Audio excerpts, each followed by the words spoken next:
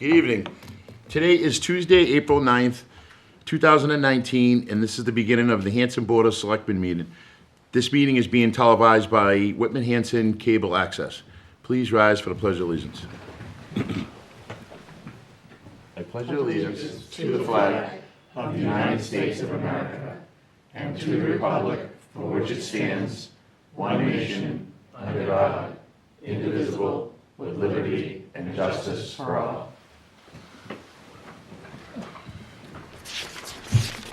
All right, good evening, Hanson. Here are this week's announcements. The Town of Hanson's 2019 street listing books are now available for purchase in the town clerk's office for $10. There will be a special voter registration session held on Tuesday, April 16, from 9 a.m. to 8 p.m. at Town Hall. This will be the last day to register for the May 6th annual town meeting and the May 18th town election. Any citizen registered to the town, any citizen may register at the town clerk's office during regular business hours. Monday, Wednesday, and Thursday, 8 a.m. to 5 p.m., and Tuesday, 8 a.m. to 8 p.m., or by online or by mail-in registration. Any register who will be 18 years of age by May 6 is eligible to register to vote by April 16. The Hanson Public Library will be hosting the third annual Nancy Capellini Family Fun Day on Friday, April 19th from 10 a.m. to 1 p.m. There will be a performance from the Flying High Dogs, refreshments, balloon animals, face painting, and springtime crafts. Please sign up at hansonlibrary.org. Music in the Library featuring Kelsey Gilbert and Paul Doolittle will be held on Friday, April 26 from 7 to 9 p.m. This event is free, which requires pre-registration and will include light refreshments and a cash bar. To register, please go to hansonlibrary.org and sign up under the calendar of events or by calling 781-293-2151. The Town of Hanson and the Hanson Business Network are teaming up for Hanson Day, held on June 1st from 12 p.m. to 4 p.m. on the Hanson Town Hall Green. Local churches, businesses, civic organizations, and other groups are invited to be an exhibitor at the event. There will be no cost to participate in this, and exhibitors will be provided with a table and chairs if needed, and space on the town green. We're asking exhibitors to engage attendees by holding a demonstration, game, crafts, or any other type of activity. Please note, we will not be allowing items to be sold other than those to benefit Hanson 200th Anniversary Committee. If you're interested, please contact Laura Kemet or Josh Sanger. Volunteers are, and then also, Green Hanson will be hosting the Cleanup Green Up on April 27th, 9 a.m. here at Town Hall. If you're unable to attend the event, feel free to pick a day, grab some friends, and pick up some litter. Volunteers are needed on the following committees: the 200th Anniversary, Capital Improvement, Cultural Council, Economic Development, Elder Affairs, Finance, Historic Commission, Memorial Day Patriot Observance, Memorial Field Trustees, Recreation Commission, Zoning Board Alternate. Applications for appointment and information on the committees are available on the town website at hanson-ma.gov. And for the upcoming meetings, the Mclean Reuse Committee will be meeting tomorrow, April 10th at 6 p.m. School Committee will be meeting tomorrow, April 10th at 7 p.m. Community Preservation tomorrow, April 10th at 7 p.m. Historical Commission at April 10th, 7 p.m. The 200th anniversary will be meeting on Thursday, April 11th at 7 p.m. And it's double posted for a selectmen's meeting. And selectmen will be meeting on Tuesday, April 16th at 7 p.m. School Repair Committee will be meeting on Thursday, April 18th at 7 p.m. Hanson 200th anniversary will be meeting on Thursday, April 25th at 7 p.m. And selectmen will be meeting on April 25th at 7 p.m. Tuesday, April 30th at 7 p.m. for our town meeting preview. Monday, May 6th at town meeting. We'll see you all there. And Tuesday, May 7th at 7 p.m. if town meeting runs over. Excellent. Thanks, Matt. So first under new business, we have Michael Doucette, and Michael's gonna stand up in front of us, and he's requesting permission to, he wants to create looks like he wants to create a path from the Holland Cemetery on Camp Quaney Road so is the path from the cemetery to the road? Yes, it is. Okay. Tell us what you'd like to do.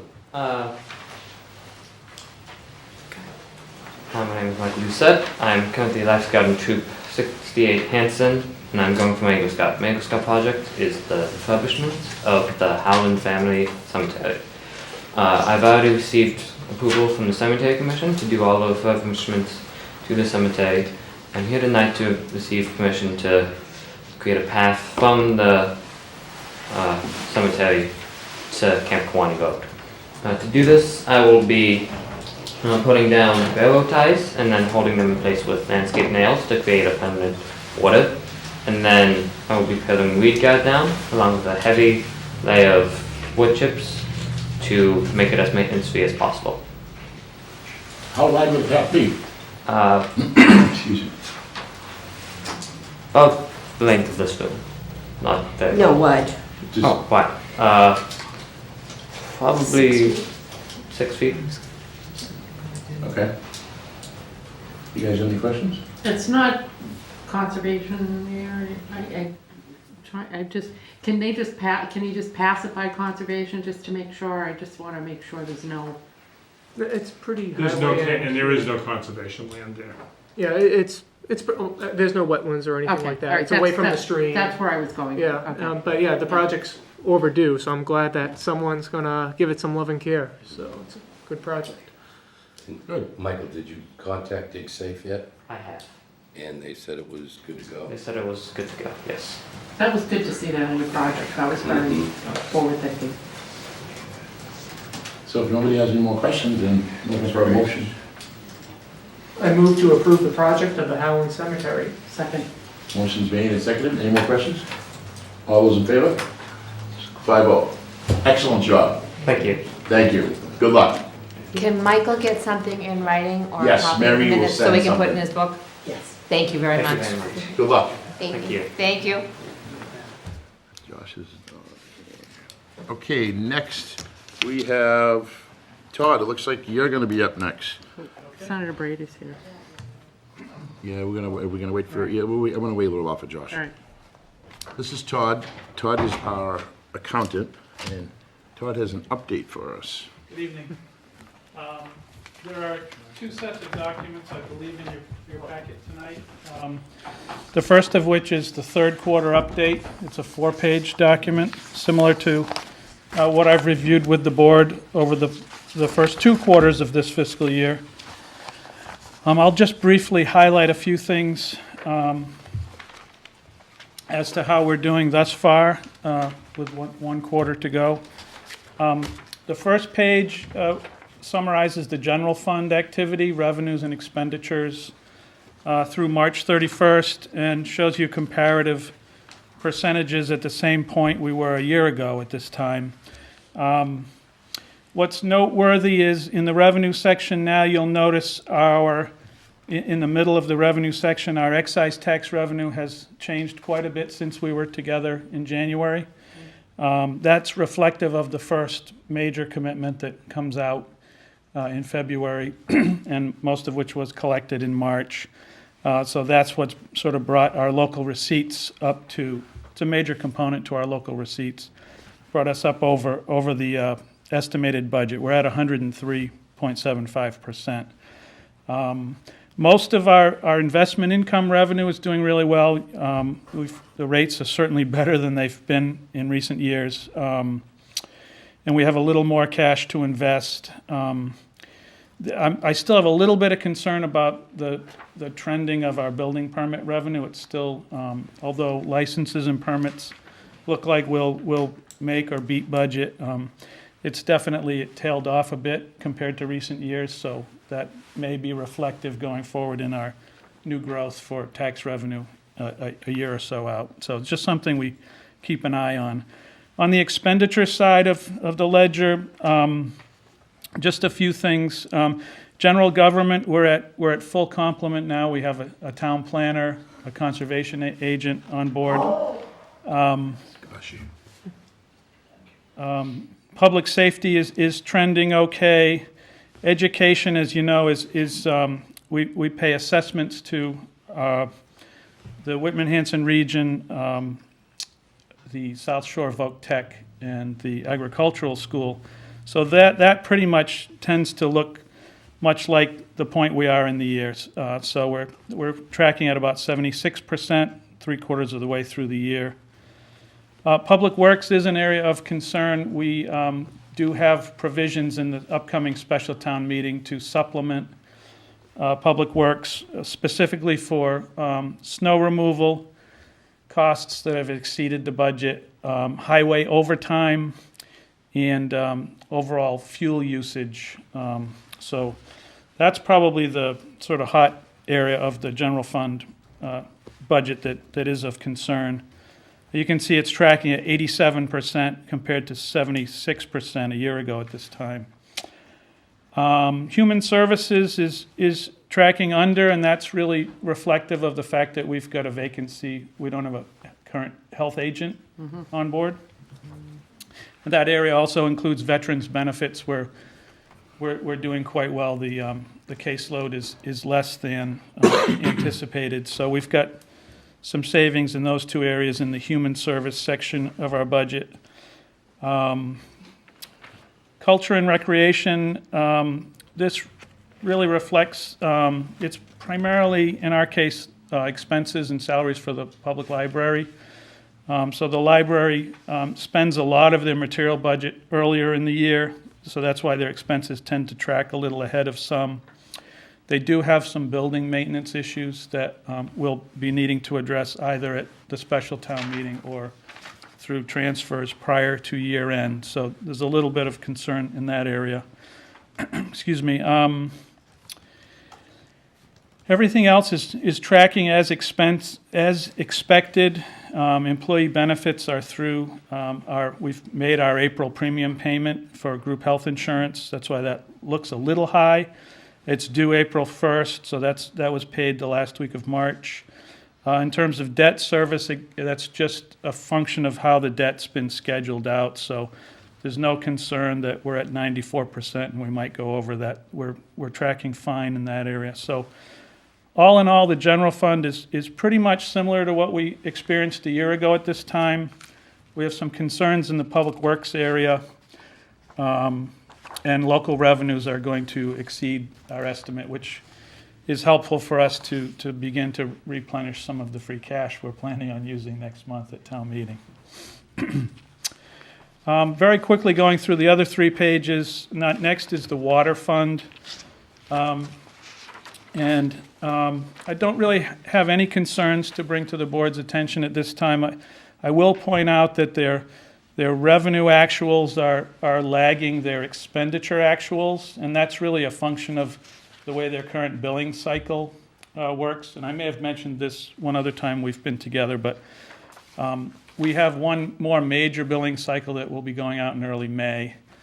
I expect that to be probably in the neighborhood of $700,000 for the user charges. Again, it's based on consumption.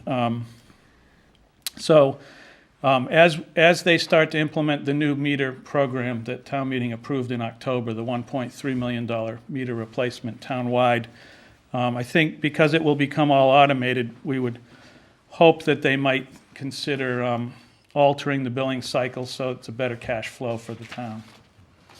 So just sort of point that out. Otherwise, they're tracking fine and should get through the year without any concern. Excuse me, Todd, is that Yes. something that you've actually heard them discuss, changing the billing cycle? No, we've brought it up sort of casually with the superintendent, but we haven't had any formal discussions with them yet. Okay. The program's they've just ordered some material. They're really just getting it started, Okay. so it'll be a while. But I think that would make a lot of good sense for the town's cash flow. Okay, so the third page in this set is the recreation fund. And similar to the last time we were together. I do have some concerns regarding the revenue that's coming in or anticipated for the balance of the year as compared to the budget. As you'll see, at this time a year ago, we were at 68% of budget, and this year we're at 53%. The salaries are tracking a little higher, but again, that's seasonal. We won't have much in the way of salary until June when the summer program starts up again. We'll have some modest salary expense, but and the commission's done a good job of trying to control expenses thus far this year, knowing that the revenue side was lagging and not coming in as robust as they had hoped. We're anticipating for the balance of this year about $55,000 of revenue for the last 3 months. So we will be asking town meeting to transfer funds to sort of supplement, provide a subsidy, if you will, to get them through the balance of this year. And that's an article that we have on the special for May.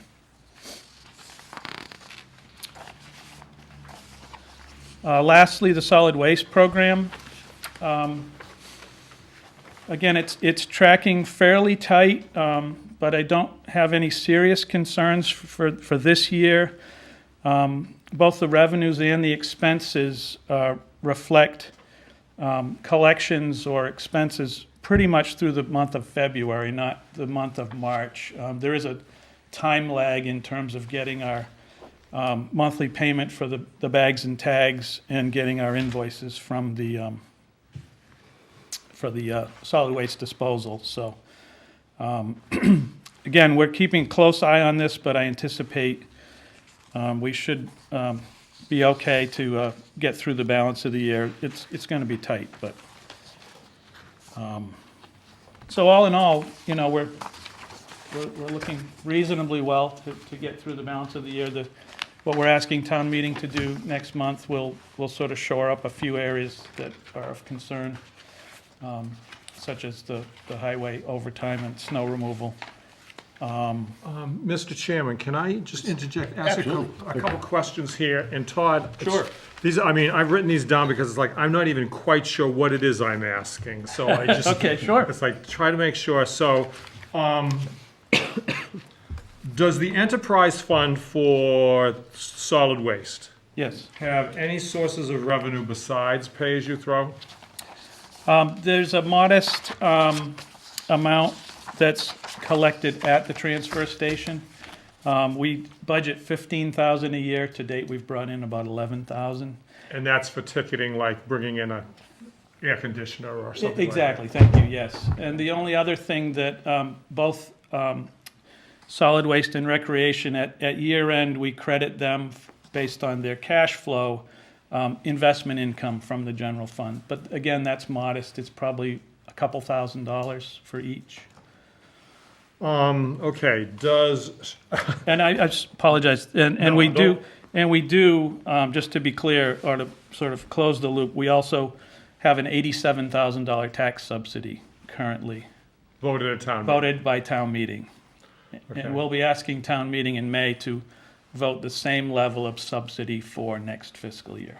I mean, these questions are specifically because I think we are all concerned about the future of the transfer station. Yes. And I honestly don't know much about how the financing works. So it's Sure, like, I figured you know sure. if anybody. Sure. So this sounds picayune, but like, does every penny the town realizes from pay-as-you-throw go directly into the enterprise fund? Yes, Yes. yes, sir, yep.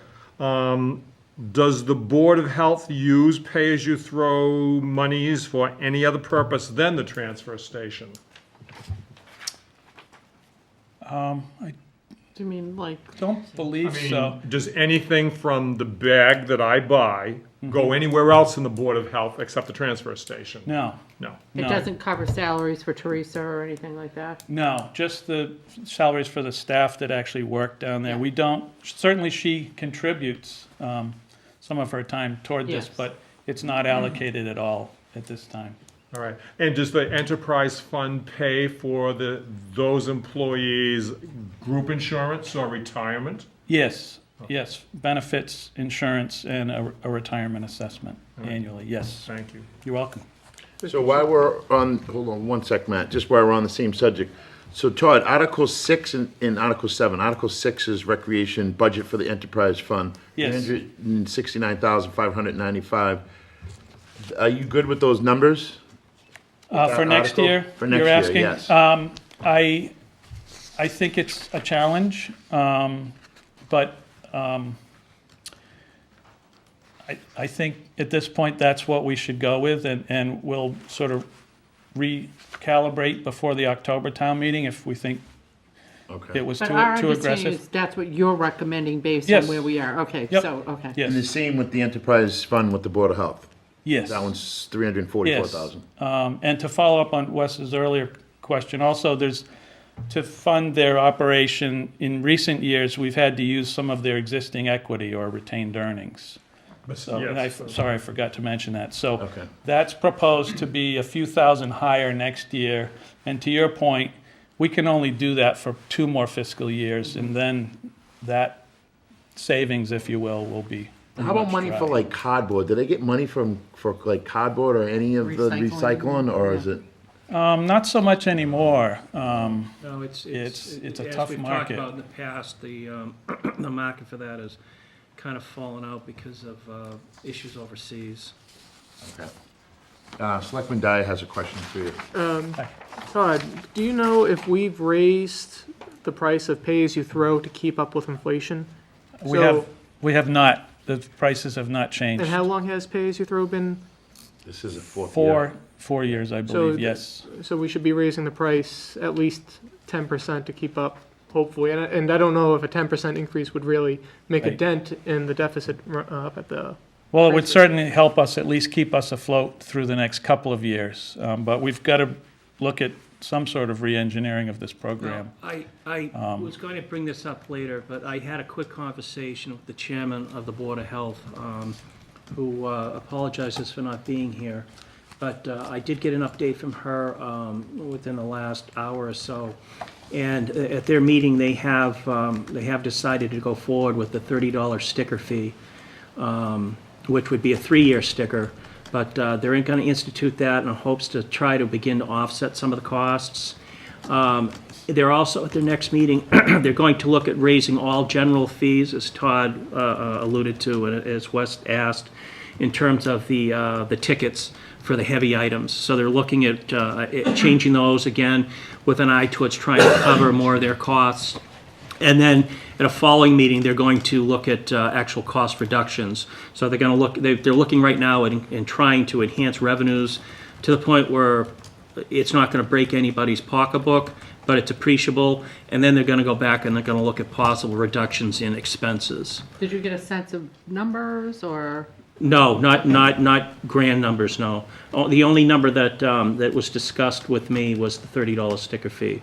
Because they haven't gone back and looked at exactly what they're going to do in terms of raising the ticket costs for, a mattress or a white item or whatnot. So I think that's something we definitely want to hear about, right? Like, Yeah, at some point, we have to meet Yes. with them and talk about this after Yeah. town meeting. I mean, Selectman Bloss is concerned, I'm concerned, I think the whole board is concerned. Yes. So we have to start talking about this now, maybe after town meeting, we can set up something and tell them they need to come in so we can talk about this stuff. It's very, very important. But This is the second time that Todd has said this. But I did want to at least give some information, because I did get some information out Yeah, no, from I them, understand. within the last hour or so. So, it's like we can see the train coming down the track. and they can Yeah, too, it's like- and they can too. Yeah. Okay, any more questions, Matt? nope, that's it. Anybody else have any more questions for Todd? All right, Todd, great job as usual. Mr. Chairman, Yes. If I could just have another few minutes. for the board, Absolutely, go ahead. I'll try to be quick. The next, I had 2 handouts for you this evening. The next set has a cover page entitled Sources and Uses FY 2020 Budget. I just wanted to provide the board an update since I was here in late January when we first delivered the budget requests, to show you that we've done quite a bit of work since then. At that time, I was projecting, or we had a paper shortfall of several $100,000, and what I'm presenting to the board tonight is that we've gone through an effort to balance the proposed budget that will be going before town meeting on May 6th. And I just wanted to very quickly highlight a couple of things that changed that sort of helped us close the gap. In particular, you'll notice in the far right column, there's one item that's shaded, and it says negative 110,000. That's the snow deficit. When I was here in January and a lot of the snow had not flown yet, we had a placeholder here of $250,000. So we've had a comparably mild and better winter than others. We still had a deficit despite having a mild winter, but I'm anticipating, we still have a few more invoices to come in. I'm anticipating that the deficit is going to come in just a little bit less than this number here. The other really good news we got since we met in late January, which you probably know, is that the group health insurance rates are only going to rise 1.5%, and we had a much larger placeholder, not knowing where the regional group purchase group was going to come in on group insurance rates. So that's a pretty significant savings, six-figure savings for as compared to what we had presented to you in January. We've made some other adjustments, modest adjustments to a few budget requests. They've all been reviewed with the Finance Committee. We're still proposing a fairly good capital budget. What's the wild card for us in terms of capital is what the town of Whitman is able to fund in terms of high school related capital projects, which we share in the helping them acquire or do repairs.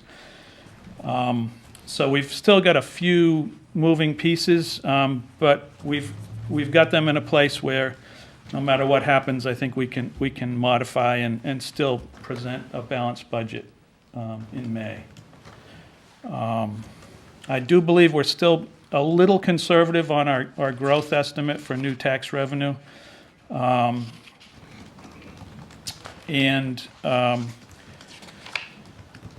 Pretty much everything you're going to look at on the warrant, with the exception of the high school capital, I think we're in a position to fund should the board support or want to approve those articles or capital purposes.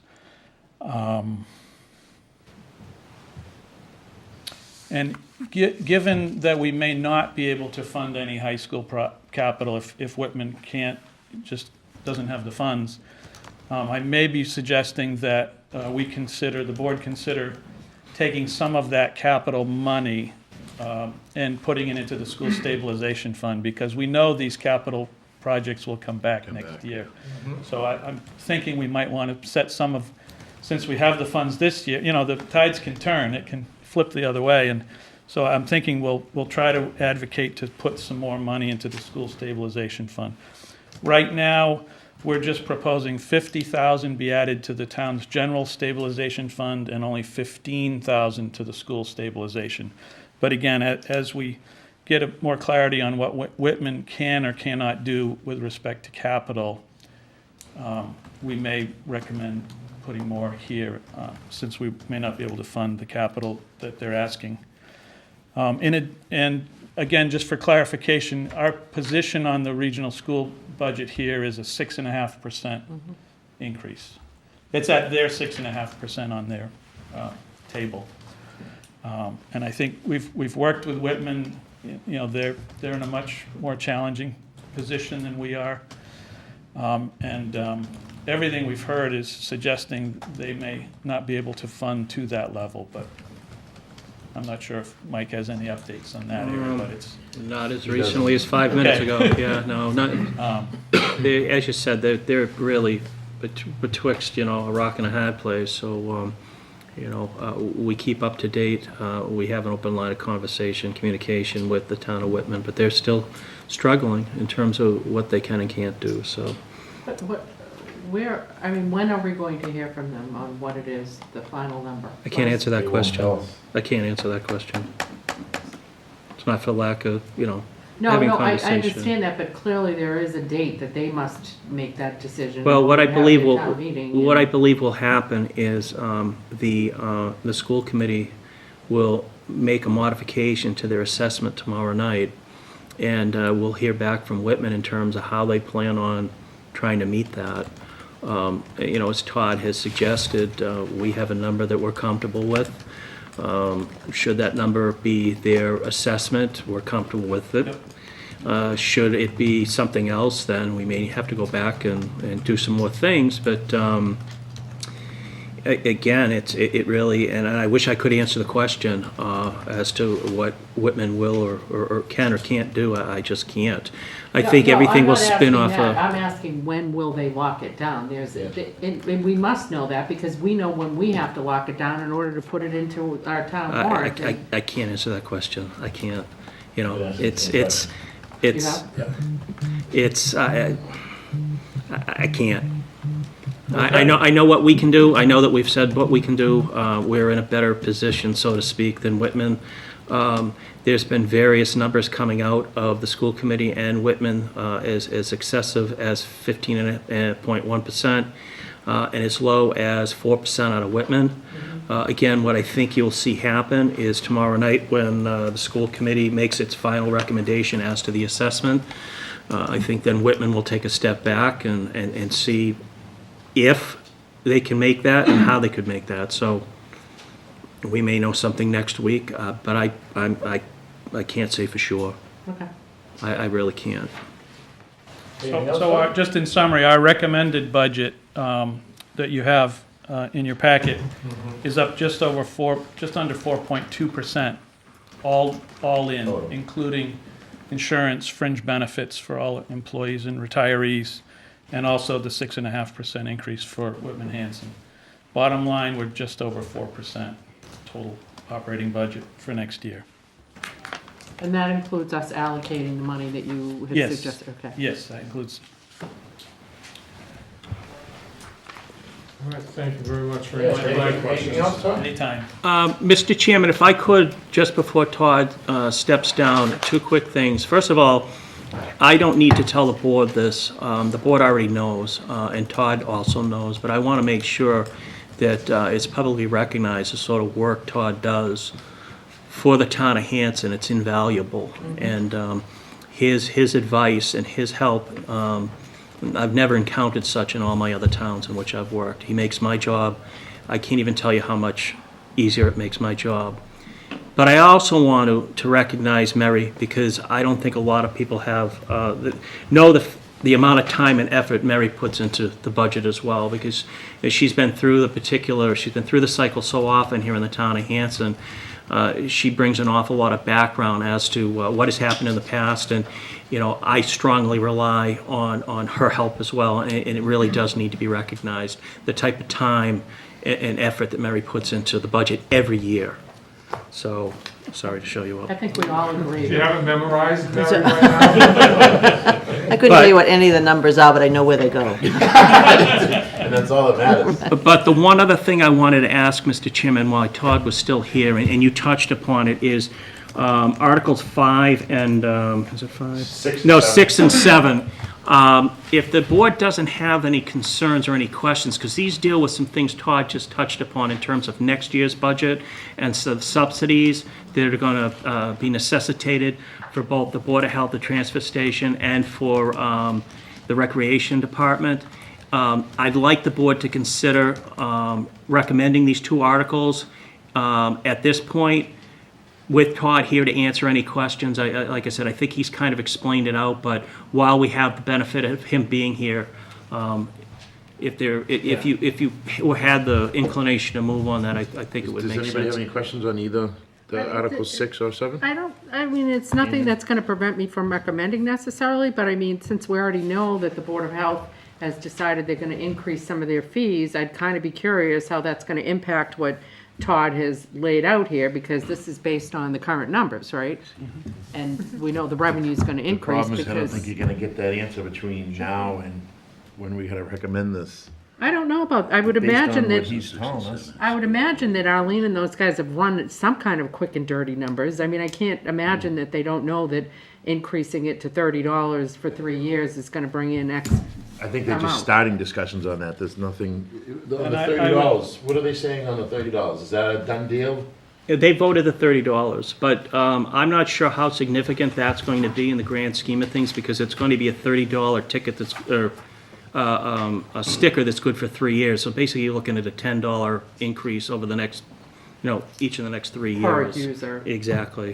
What do you think? Prorated. Yeah, so Well, that's what I was gonna point out, it is a $30 fee, it's a new fee, it'll be additional revenue, but since it's covering a 3-year period, we may be forced to only recognize $10 a year, if you will, Yeah. of actual revenue, so it may be a pretty modest. So it's gonna be prorated. Yeah, I think our best bet is to go with what we have, regroup over the summer, early fall, and if we need to make adjustments in October at the town meeting, do that.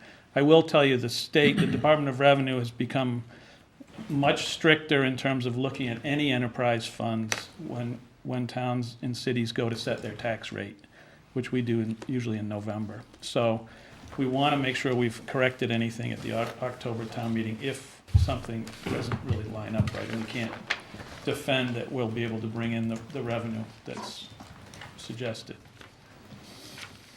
Are you okay with that? That's fine. Okay. Like I said, it wasn't gonna stop me from All right, so I'm recommending it looking for a anyway. motion to recommend Articles 6 and 7. So moved. Mr. Chair. warrant. You said article, oh wait, is that special?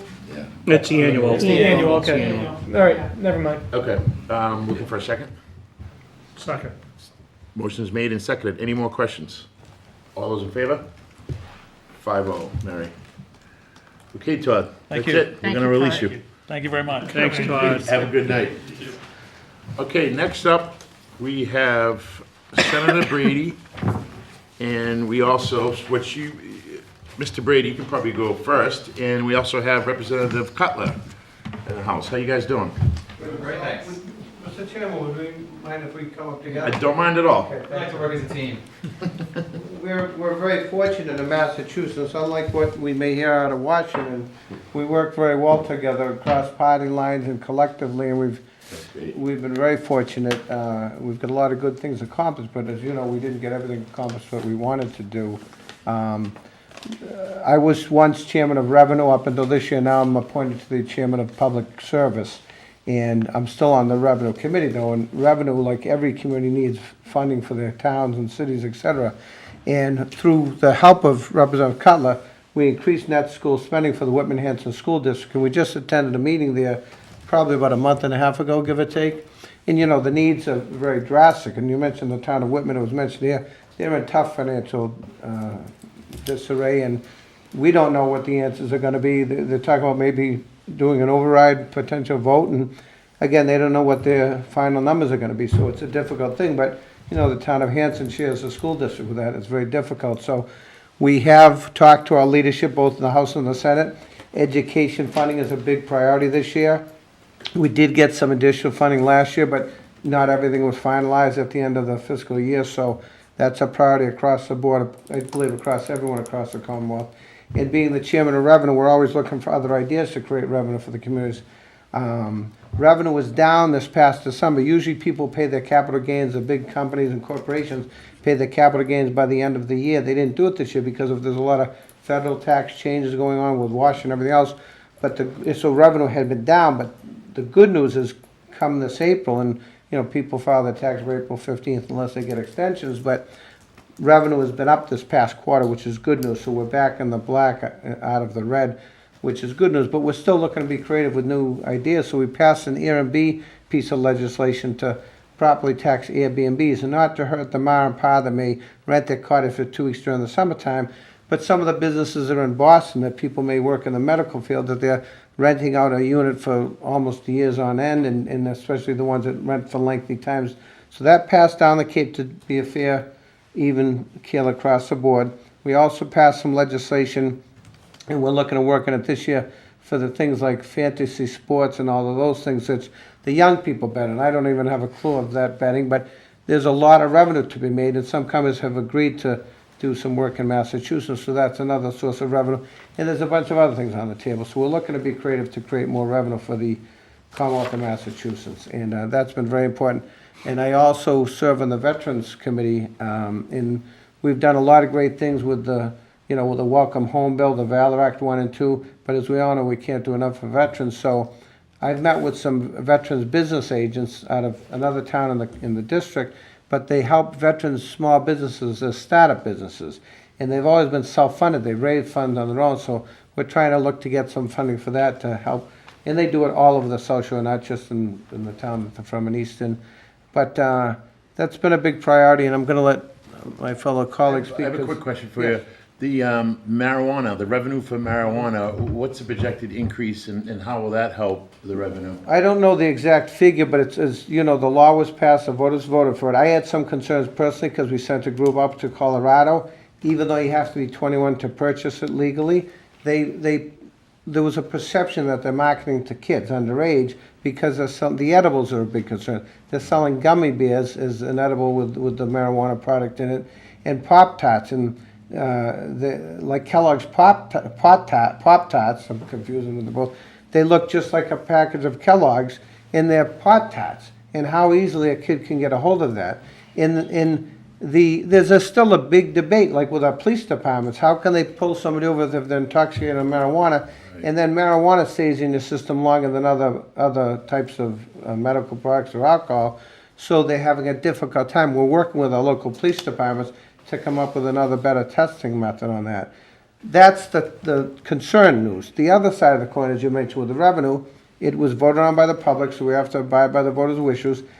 It's left up to the local towns and communities to whether they want to have marijuana in their local communities. Some towns or cities have voted to have it, some have voted not.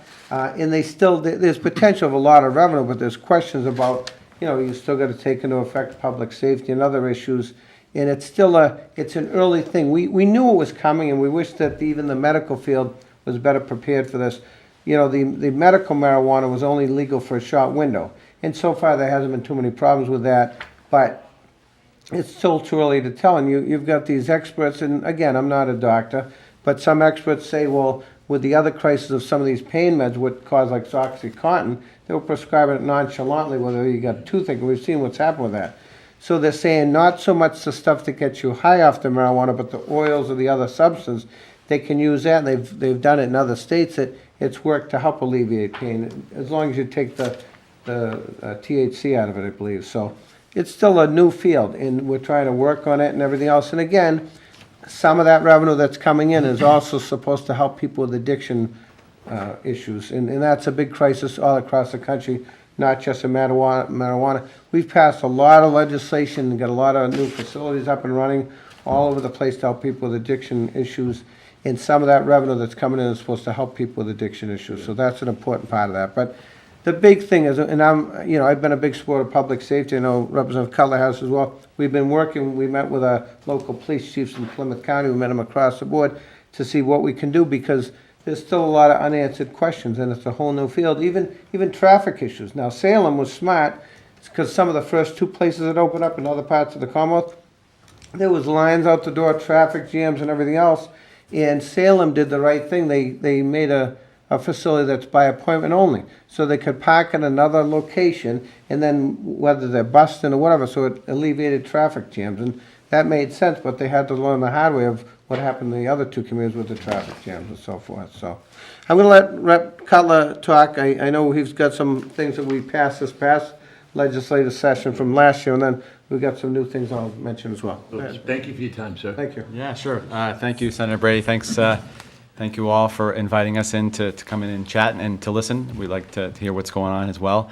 It's good to see some of you again for the second time today. I want to congratulate the board and the town for the great job being designated as a green community.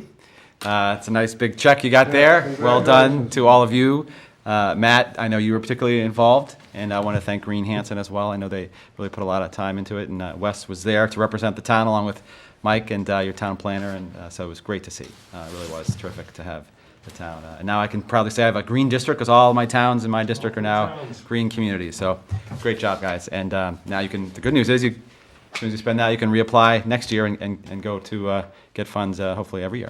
So Want to say that in terms of the budget process, we understand and appreciate these are challenging times, and just sitting here listening, I think it shows, reflects how well you all have been stewards of the town budget here in Hanson.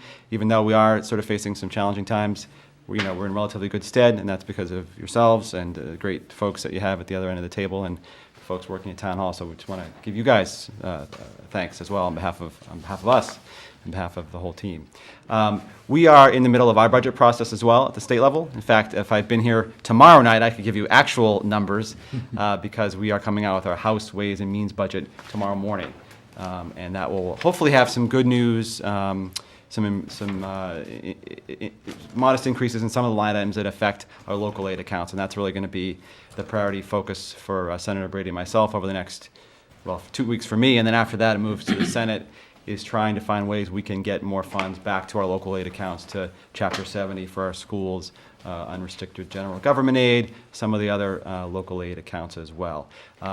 During last year's budget process, we were able to get some funds for some smaller projects, which I think you may be aware of, which we're pleased to see that $30,000 for economic development in South Hanson, funds for the laptops at the Whitman Hanson schools, the funds for historic preservation, some funds for testing the pond here.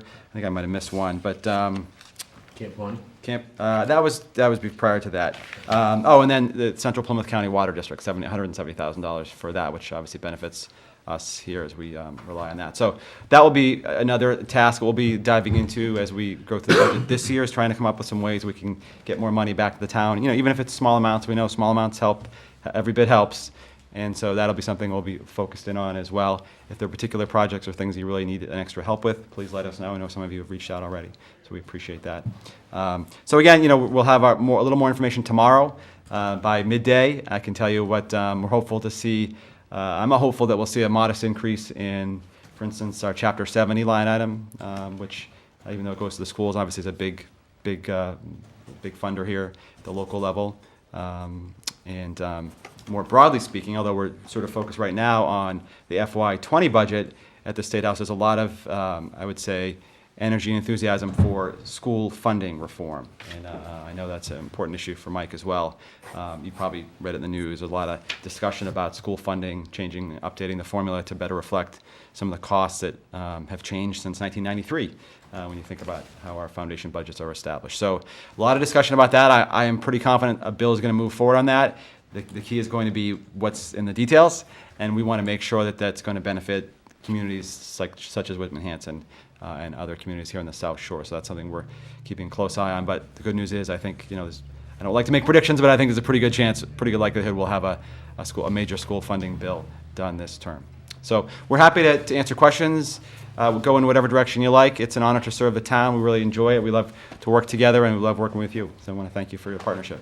And this is a major priority because even though, Josh led the ball last year to get more funding for the Whitman Hanson School District and increase net school spending for students, and we had some other proposals, not everything got done. 90% of the time we get everything done by the end of the fiscal year or thereafter. But because of the education funding, which is a big priority, it didn't get finalized. I know it's a priority.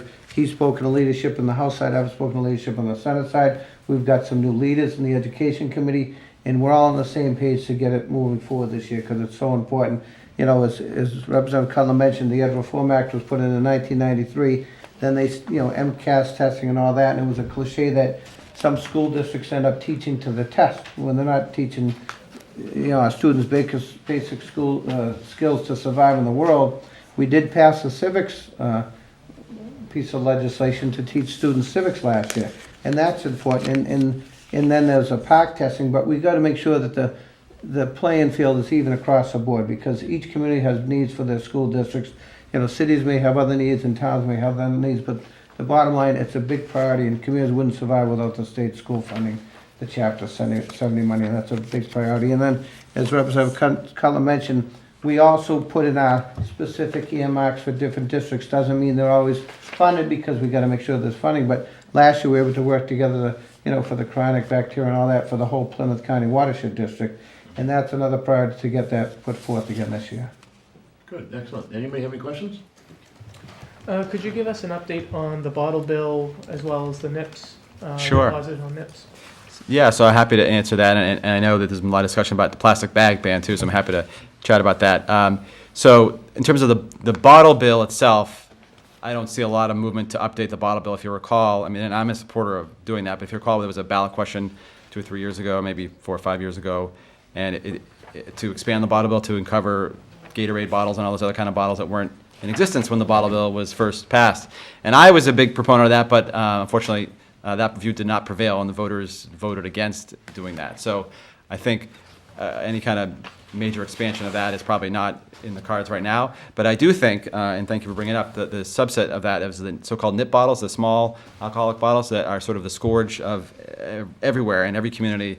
I hear about it. I know Green Up Day is coming up. I'll give a plug for that. When is that, Laura? The 27th. The 27th. That every year it seems like when they come back, that's the number one thing that they find is the small little nip bottles. And our colleague, Representative Randy Hunt from Cape Cod, a Republican, so it's a good bipartisan bill, has put forward legislation to add the nip bottles to the bottle bill. So it's sort of a more narrow, carved out thing, which I think there's a greater likelihood of success. And I think there's a lot of belief that these nip bottles are really, something needs to be done. And so that would be one step to try to cut down on sort of the nip bottle problem. As far as the plastic bag, just to address that, and then Michael, feel free to jump in. I know in some of my other communities, they have passed a plastic bag ban, and I know that's a discussion here in Hanson. I guess please know that, it's something that's also being looked at the state level, and there's a variety of different approaches. There's some legislation that would basically mirror what's been doing at the local level with a ban on those, flimsy plastic bag style bags. There's also legislation that would allow supermarkets to charge a modest fee for that as a way to reduce incentives to use it, but not outright prohibit them. And I think there's still a lot of discussions back and forth. I think the latest development was that the Supermarket Association has kind of come out in favor of a modified plan to allow fees for the plastic bags as a way to do that. So that may be one direction that the state will go in, but the outright ban is still on the table as well. We move a lot slower, unfortunately, than you guys do at the local level, so I wouldn't suspect that that's going to happen immediately. I guess I'm optimistic that something will get done this term, but, I'm optimistic. So. And we'd like to hear what the town of Hanson feels, because right now the law is communities can vote on their own whether to ban plastic bags. I know the city of Brockton is working on something. They can't put them in the recycling bins now because they clog up the machinery. Some communities have banned them outright.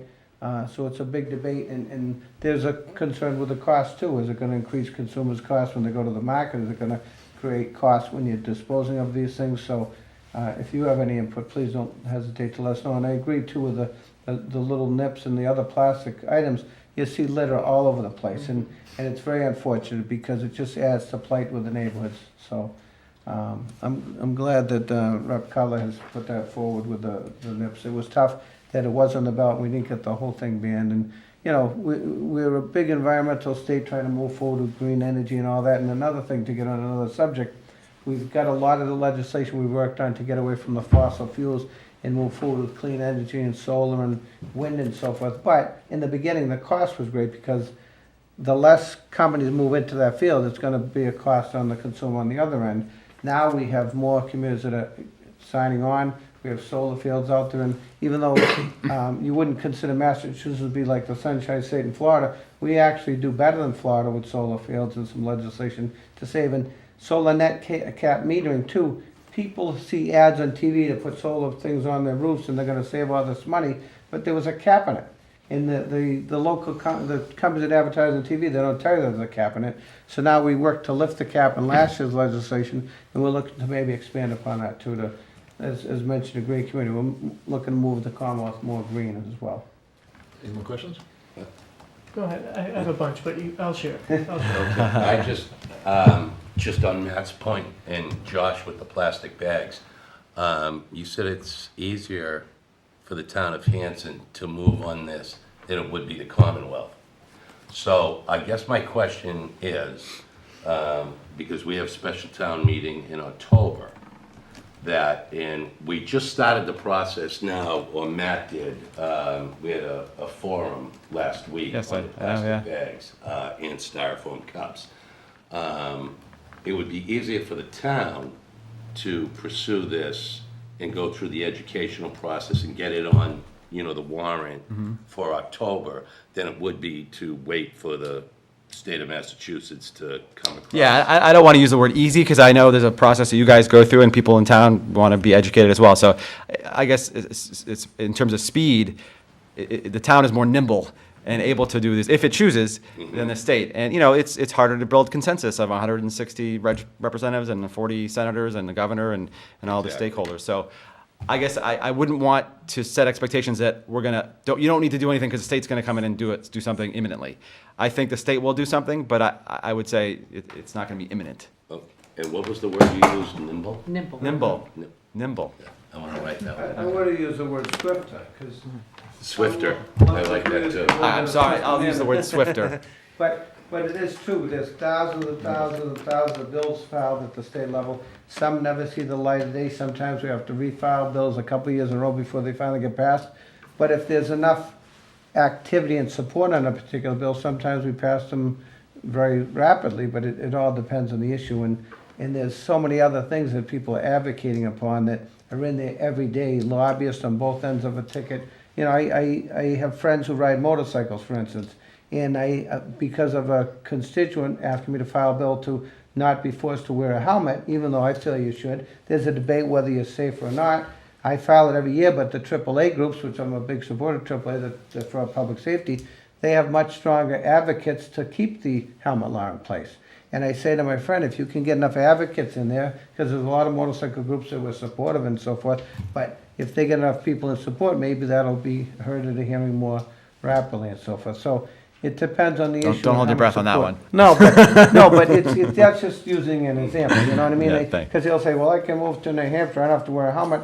And there's a big debate on the issue. Then they say, well, why don't you have the helmet when you're driving your car? And don't get me wrong, we drive home from Boston. I think some people should have a bumper around the car, never mind a helmet, because of the way they drive. But And I'm sorry, and that's why Senator Brady, I think in this particular case, Hanson can move swifter. yeah, I think we both on a agree on bag. that. Yes. More nimble? More nimbler than the Commonwealth can, and it just makes sense that, we would be proactive instead of reactive. Absolutely. To what we would do. Anything else? No, but Matt Matt had a lot, it sounds like. Fire away, sir. Well, Mr. Chairman, of course. Through you, Mr. Chair. So one other thing is the MBTA. We have a lot of commuters who are becoming really frustrated with the reliability on the T and how expensive it's becoming. It's almost a car payment to take the T into town, never mind parking. So I'm wondering where does the legislature stand on trying to reduce these costs for everyday hardworking men and women who work up in Boston, who are trying to do their part, take their car off the road and not sit in traffic. Sure. And how I know this question is a loaded question. We could be here for several days. But could you kind of just give an update Sure. on how your offices are supported? I'll give a couple quick things and then Mike can jump in as well. And I literally just drove back from Boston that's why I was a couple minutes late. So I certainly understand the frustration. There's never a good time driving to Boston. A quick bit of good news, and then I'll get to the core of the issue. The MBTA just recently announced that they're making permanent the weekend family fare that we've been advocating for, the $10 fare to use the train on weekends. That's something just kind of a common sense. The trains are running anyway. Let's reduce the fares to make it more attractive for families to take advantage of that when they want to go into Boston to watch a Red Sox, or although maybe not the Red Sox is a bad example these days, but something of that nature. So that's been one thing. We've been also advocating for some better service, because obviously if you're going to raise prices, you expect better service, and in fact it's gone sort of in the opposite dynamic. Just having a later train on like Saturday night, Friday night, so that you can go into the city and actually not have to leave at halftime or after the first intermission, things like that. So we've been pushing the MBTA on that and had some success. And if you recall, just to take it back a little bit further, it was actually here in Hanson back during my first term when Representative Brady was actually in the House with me that we were able to successfully get our weekend service returned to Hanson, which we'd been cut out of that for many years. And that was some of your former colleagues on the Board of Selectmen that were very instrumental in that. So to your broader point, though, Matt, I'm a believer. We need to find a new revenue source for the MBTA. Just, paving for it in the backs of the riders is not a long-term solution. It's not sustainable. The service is is not improving, and to, there's certain folks who I guess will just keep on paying because they have no other choice. But you're losing ridership by doing that. People are getting back in their cars, and so I think we need to find a revenue source to help reduce that. There is something called the Fair Share Amendment, Fair Share Bill, which is pending its way through the legislature right now, which would sort of reconstitute what was going to be the ballot question on the ballot last fall, which was knocked off by the SJC to add a new revenue source for folks, a tax on income over $1 million, sort of millionaire's tax. I hate to use that, but that's what folks use. So that bill is now back and is pending through the legislature, and that would earmark funds for education and transportation. So that would be one potential solution that would, at least take some significant steps towards solving that. And I think, we have to do something, and I think there's definitely, like education, I think there's a recognition that the problem has really gotten bad. There isn't as much of a coalescence, good word, around what the solution is, because it's a little bit more challenging than school funding even. But I think there's definitely a recognition that it is a major problem, and it's affecting the quality of life of folks here in Hanson and really across the And why that proposal last year didn't get through is they deemed that you can't have a ballot question to decide where the money goes. It's up to us to decide where, as elected officials at the state level. So they deemed it unlawful. So now there is some piece of legislation to clean that up and clarify that. But the two priorities that were on that proposal last year were going to be for funding for education and funding for transportation, which not only the roads are in deplorable condition, even our other, like, the shuttles from the ocean side too to get into Boston. So it was a big wide spectrum that we were trying to address. And, we tried to pass some legislation to have more transparency with the T, because they do have too much autonomy. And sometimes we don't even know they have their own boards making their own decisions sometimes. And we advocate on keeping the cost to the consumer down and not increase fees and so forth. At one point, they were going to raise fees without even telling anyone last year, and luckily we all spoke out against it. But they come back with they need to keep things running smoothly, and as Representative Cutler mentioned about the weekend service and the late night service, you want to keep people off the highways late at night, and even the trains that go down the Cape during the summertime. Sometime there was a train going on Friday, and they wouldn't have any access coming back until like the following Sunday or Monday. And what if people want to just do a day trip? And that helps to alleviate traffic with the Bourne and the Sagamore Bridge, which is a nightmare during the summer. So there's a lot of things on the table with that. And again, any input you want to give to us too when we're talking to the fellow colleagues in the State House and the leadership, please don't hesitate to pass it on to us, because the more we hear from our constituents, the better strength we have when we go forward, because as the cliche goes, there is strength in numbers. I'll just visit them. Appreciate that, Matt. On that note, I know your schedules are busy, but anytime we can come back to speak to you again. But if you want to come to the State House, it's the people's house. It's not our house as elected official, and it's open to the public, and we can set up meetings with your whole group, or even if you've got constituents you want to bring in too. Good. Well, thank you guys. Thanks both of you. Thank you. Thank you. Appreciate it. Thank you. Thank you. And again, anything new that you have, don't hesitate to contact us. And if you have constituents who want to do a tour of the State House, when you go in there every day, you get busy and you don't even take time to smell the roses. It is a beautiful historic building, and it's a great thing that some families, so if you have constituents that you want to bring in, I'm sure Josh and myself are putting on the spot, but we can provide lunch like pizza or something, and we're happy Mike's to bring paying. constituents. It's all good. So, no, but we have Boy Scouts, and another note before I forget too, we're both supporters. If they do achieve their Eagle Scout badges and so forth, medals, I'm a big advocate, and I know Representative Cutler do. That's a good part of our job. We sometimes are happy to do resolutions, and I go to a lot of scouting events all over the area, and it's a good thing that we do, that we can present resolutions to the Eagle Scouts. I kid, when I was a young lad at the old Porter Church in Brockton, I was lucky I made tenderfoot, never mind Eagle Scout. But it was a great learning experience. We used to camp down in Miles Standish Forest and everything else, and sometimes you'd be cleaning a pot of spaghetti sauce in ice cold water, and your hands would be freezing, but it was a great learn about working together with people. And it also, when a child, it's a young adult, becomes an Eagle Scout, they have a better chance to get into the best schools and everything else, and it's a that's one of the first things they look at, their references and resumes, so. Good, thank you. Thank you. Appreciate it. Thank you. guys. Okay, next, review warrant articles. Now, I have in your packets some adjustments we need to make to the warrants. It's on just a single page. Yes, we'll do It's those first. relatively short.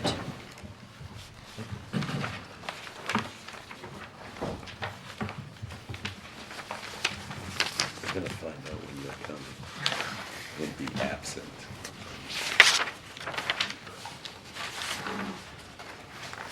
I saw it earlier, I just didn't see it right now.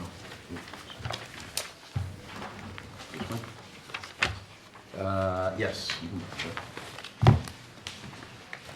Okay, the first one on the special, Article 2 supplement recreation subsidy. Originally, the recreation was in an article. The town accountant feels it should be a separate article. So we need to add a new article. Right, when, you don't have it in the warrants right now, because when we do the informational warrant at town meeting, it has a little matrix, and it lists all the lines that we need to transfer money to get us through the end of the year. Right, okay. When Todd and I put the list together, he put recreation on there because they're gonna be short and funded. But after talking, we decided maybe it should be its own separate article, because they don't really have a budget line. When we do the supplemental budget, it lists the budget line and the account, and since it's an enterprise fund, it has its own straight article. So we thought maybe just for ease and people following along, that it should just be its own standalone article. So what article would it be? It will now be Article number 3. We'll move everybody down. Okay. So we'll have the supplementary budget, do all the town budget lines, and then we'll do the recreation article to, subsidize them for the remainder That's on the of the year. special, right? It's on the Yes. special, yes. It'd be similar to Article 6 in the annual in format. So I have the election equipment. Right, so what we'll do is we'll move Just all move the articles down. Down, okay, Yeah. gotcha. I just try to keep all these things grouped together. Group together, right. Okay, so I'm looking for a motion to create another article. How do you want that written? First, we want a motion to open the special town meeting warrant. Okay, I'd like to make a motion to open the special town meeting warrant. Second. motion's made and seconded. All those in favor? 5-0. Okay, how do you want this motion to read, Mary? Motion to insert an article to fund the recreation budget to a sum of money. I believe it's $75,000, FY19. FY19 budget. So moved. Second. Motion's been made and seconded. So you want to just, so the first one is just going to create it, and then after you want us to place it and recommend it? Yep. Okay. Is that, Well, just the fact that you just put that on, you just placed it. Yeah. okay, We need all to right. see the article before we can actually, Yeah. yeah. To vote Right, on it, okay. right? All those in favor? A place. 5-0. Of placing, correct. Yeah. Okay, and this Sergeant's property, that's the, Article 3? That's the same thing, right? Article 3 would be what we just created, right? Well, that was No, my bad. actually, That's it's from Article 8. Sorry It's about that. Article 8 as it stands right now. Oh, okay. Article 8. So we want to remove that. So we're moving that because it's going to be in the October town. Okay, so I'm looking for a motion to withdraw Article 8 from the special. So moved. But why Second. is that? Is there just some fine, we've got to sharpen our pencil a No. little? And No, it's, when town council went back and she was doing her final due diligence on the title, there's some matters that need to be cleaned up in terms of the joining of two particular properties and a conveyance. It's something that we need to get with the sergeants over in terms of having them approach the people they gave the conveyance to, and it just got bogged down with the legal stuff at the 11th hour, so we're not comfortable in bringing it forward in the spring, in less than a month. We're not sure how difficult that's gonna be, so. Okay, so the motion's been made and seconded by Mr. Hickey. All those in favor? 5-0. Okay, next, on the annual, Well, why don't we, we're all done with the special, so oh, we'll close the close. Looking for a special. motion to Go ahead. So moved. Second. All those in favor? 5-0 to close. Looking for a motion to open the annual town meeting. So moved. Second. Yeah. Motion's made and seconded by Mr. Dyer. All those in favor? 5-0. Okay, Article 26, adopt a minimum value. See the assessor explanation. All right, I read this earlier. This was the 1,000 and the 3,000, right? 3,000.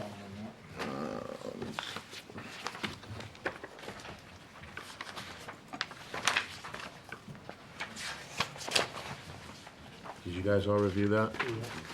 Okay.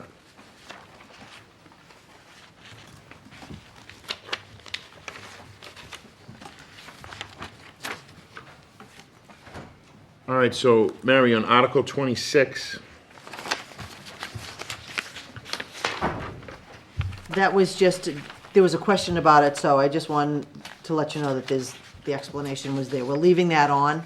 There Okay. isn't any change to the article, just, but now that amount is gonna be 3,000.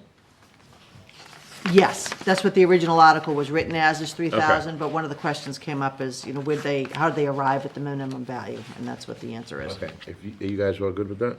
Yes, I think we had Okay. asked in order to recommend it, Right. how they came up with that dollar amount. Okay, so I'm looking for a motion to recommend Article 26. So moved. Second. Motion's made and seconded. All those in favor? 5-0. Okay, next is Article 30, a stipend to the Assistant Clerk, Treasurer, and Collector. Labor Council recommended it be removed. Article 30.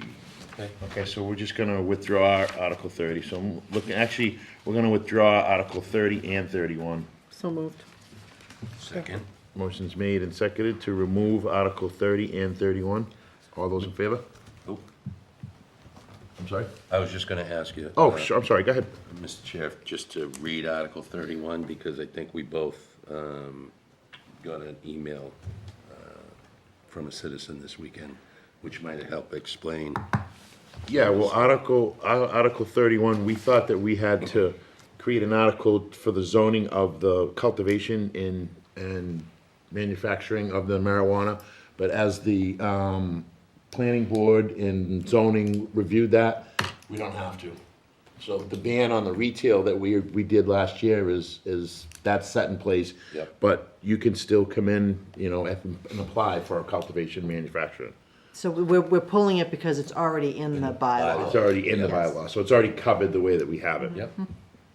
All right, but that's a good question, because Yeah. we got asked that question Yep. this past So weekend. we're not prohibiting recreational marijuana cultivation. Correct. By Correct. removing this article. That's correct. Just, okay.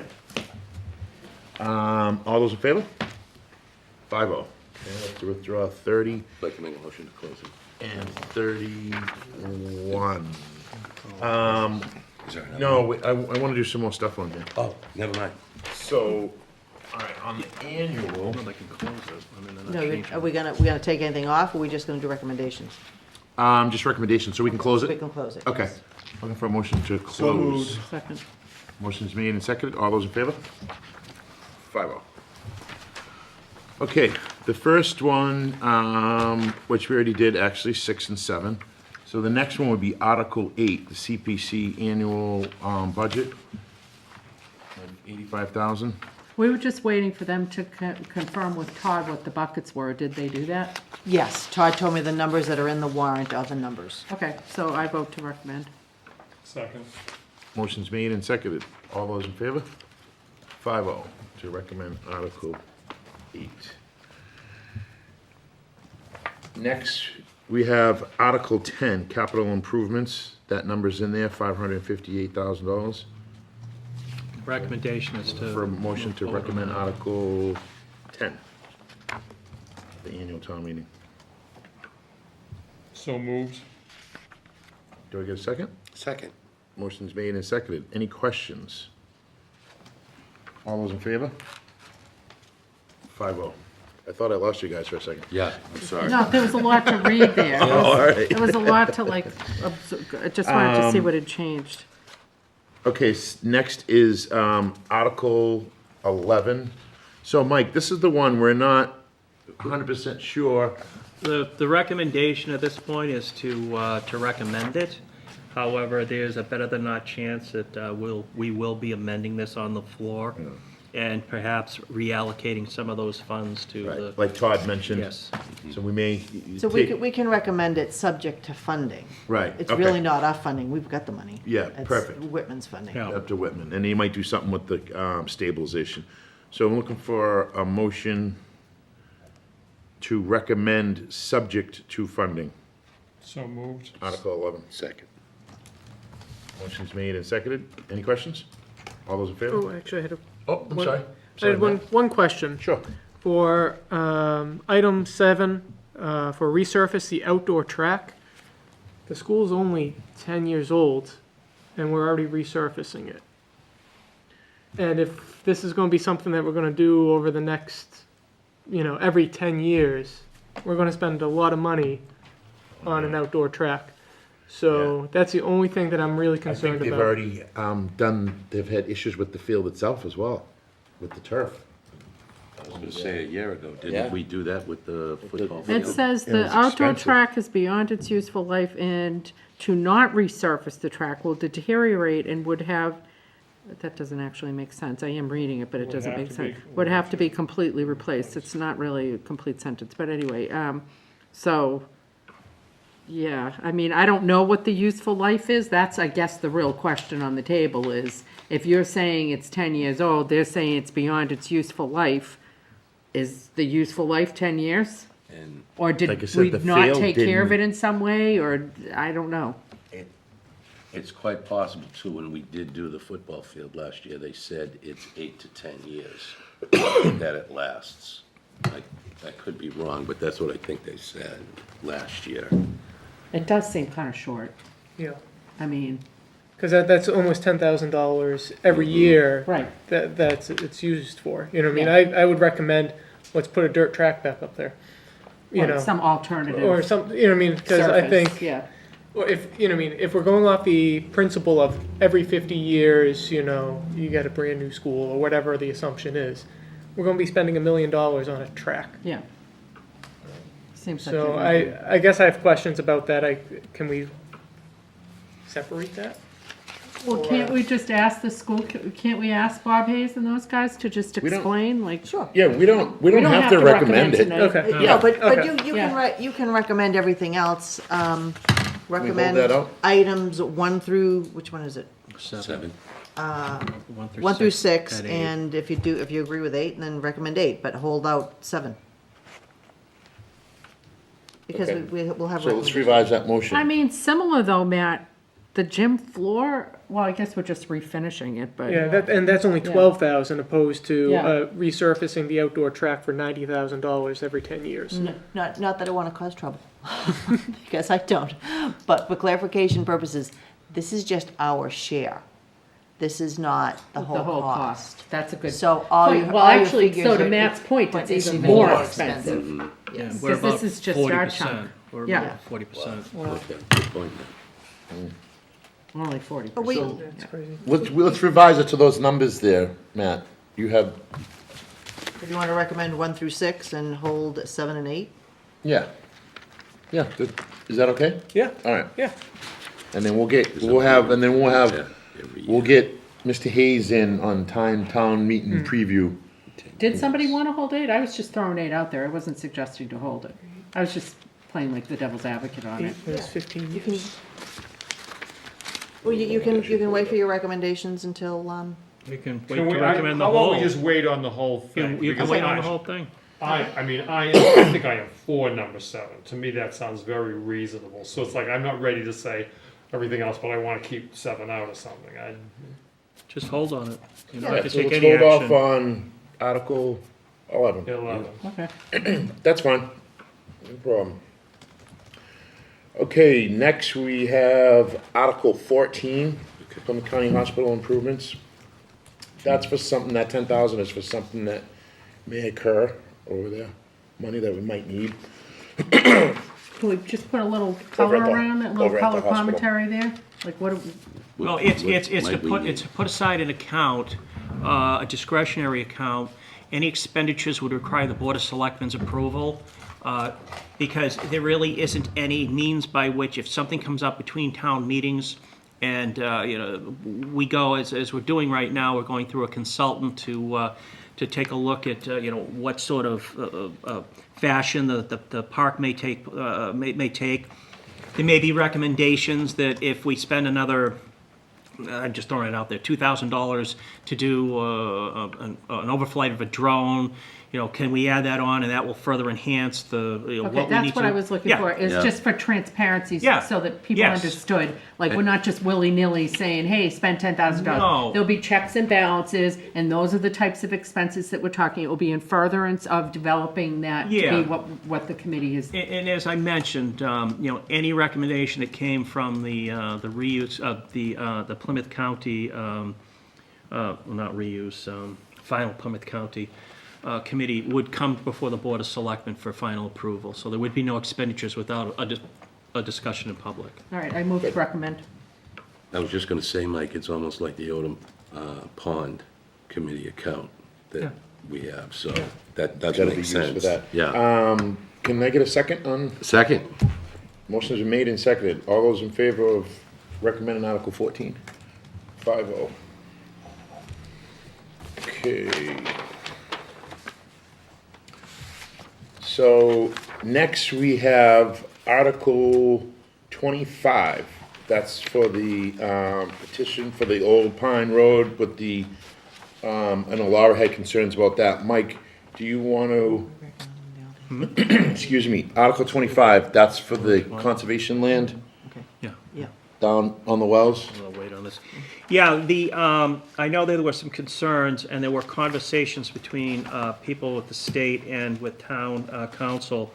And the way the article is written right now is it would require the Board of Selectmen to find an adequate piece of property to convey into conservation, either equal or greater size, to be determined, but it would have to occur. Okay, but Because we don't have that right, we do not have that identified right now. Okay, but just to clarify, you did not have that language when we looked at it No, initially. no, this is No, new. this was put This in. is new, This yes, this is new. After the conversations that Kate had with. So it is that agreed person's that boss. that there Yes, does need to yes, be a that was replacement correct, of that yeah. land. Okay, so based on that, then I vote to recommend this article. Second. Motion's made and seconded. Any questions?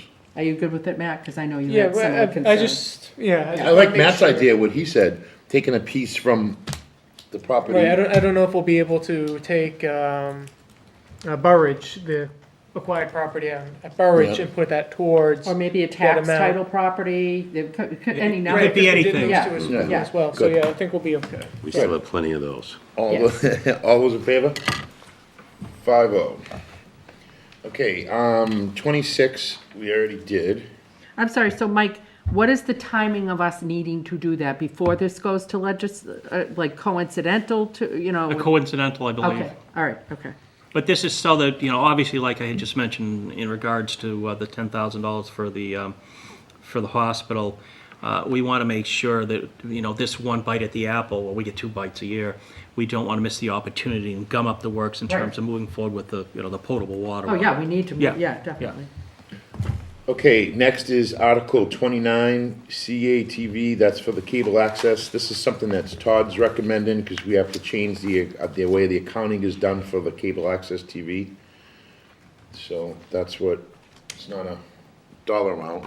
All right, I vote to recommend. Do you have a second? Second. Motion's made and seconded. Any questions? All those in favor? 5-0 for Article 29. All right, so that's it on the annual. And I just want to mention, we are waiting on a recommendation on 16 and 17, which are the stabilization accounts. I think we touched upon that earlier when Todd was here, and Yes. I think it's further I makes took sense those. as a result of no action at this point on Article 11.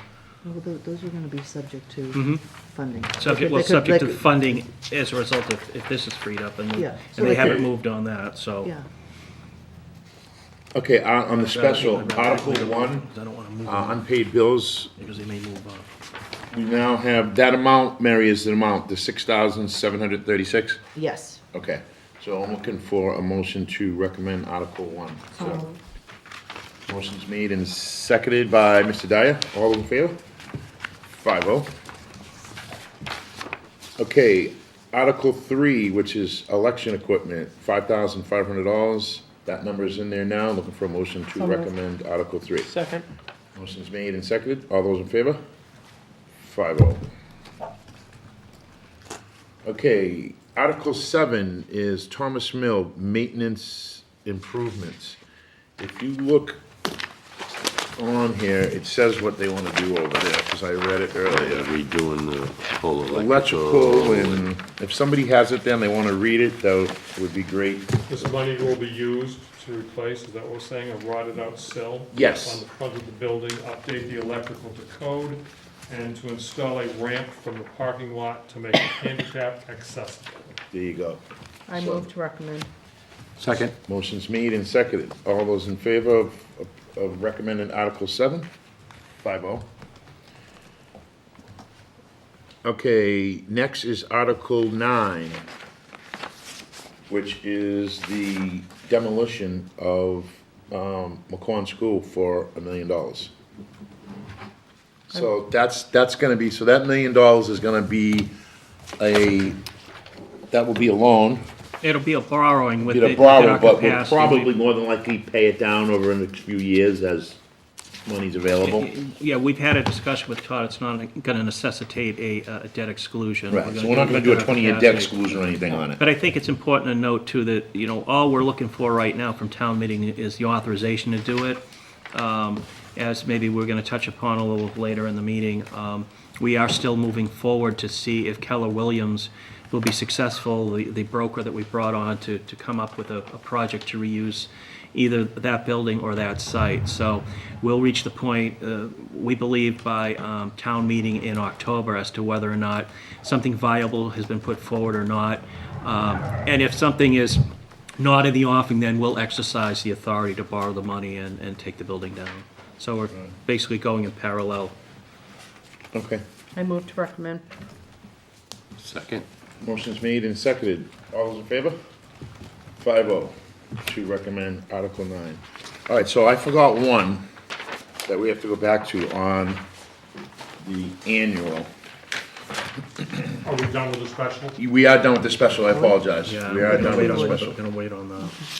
So on Article, A bit further on whether that. Article 23, that's the one we're talking about. This is that one on Woodbine Ave. So I spoke with the attorney about this. This property, basically, it's a small piece of land that years ago, either a former board or a former commission, made a mistake. The land has zero value, and it's something that I think that this board should recommend so we can fix the mistake of former board or commission. Bank's not gonna pay anything for it, it doesn't have value, it's very minimal, so we're basically just fixing someone else's mistake. And that's just really it in a nutshell. So if they thought that there was any value or anything, they would've went after it, and they said, and the people are already using the land, they've been using the land for years, So, like I said, I think that this board, based on that conversation, and I think that this board should, But just to be clear, it's the town's land. it's the town's land. That's why we're Okay. creating the article to go to town meeting. To give the town's land to the property owner of this land. However you wanna look at it, like I said. Well, that this- is what it is. But I just we're, wanna, we're fixing someone else's messes. I mean, you're saying that, in a sense, years ago, the town gave them permission to use this land anyway, and. Mary can Not- tell you. not really. It's No. not like they gave permission, they built on it, and it came up later on that in fact, the building permits were issued, it's now encroached on.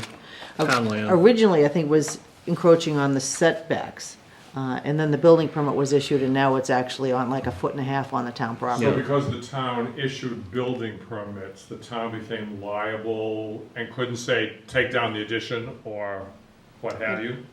Could I have. don't think that that's legally true. Could No. take it down. No, It may not be legally true, but you know, I'm just concerned about a liability issue down the road. I'm in the concerned town. about precedence, because now, anybody who wants to build slightly over their property line on something that's owned by the town is gonna say, oh, well, there's, you know, Yeah, but this the is. permits were already issued, Laura, years ago. I get that. But now the property, if I'm not mistaken, has been foreclosed upon. It's the bank owns Now it. the bank Right. owns Yeah. it. Bank And the pays. bank can't do anything with this property unless this title issue is resolved. How much are we Could talking that the potentially bank be would an have to ugly pay? mess. Is all I'm saying. It's up to the board.